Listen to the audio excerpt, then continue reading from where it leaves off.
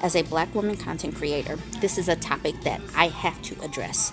Black women and our maternal death rates. So this one is from Forbes. This one is titled Black Maternal Death Rates Continue to Increase. What workplaces can do to support Black mothers. We have got to have these conversations and not have colorblind conversations as if there's no difference across race lines, because there are racial disparities across race. Okay, let's get into the article.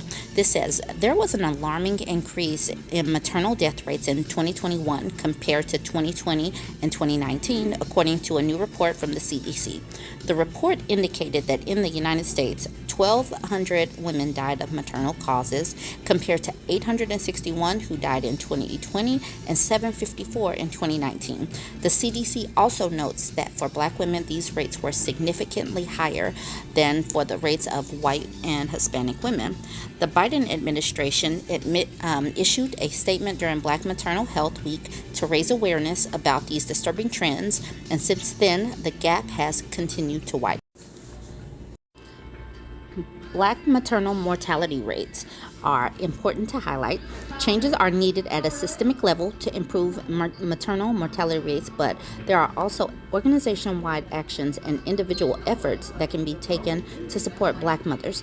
Creating an equitable and inclusive workplace for all employees requires taking these challenges into consideration. What happens outside the workplace has an impact on how employees show up to work. Are you creating an environment that centers the need of birthing parents and specifically Black expectant mothers in your workplace?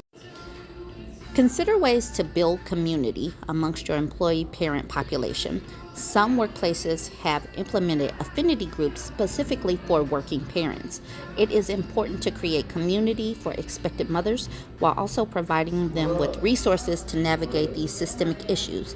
What resources are already available or can be provided for these employees?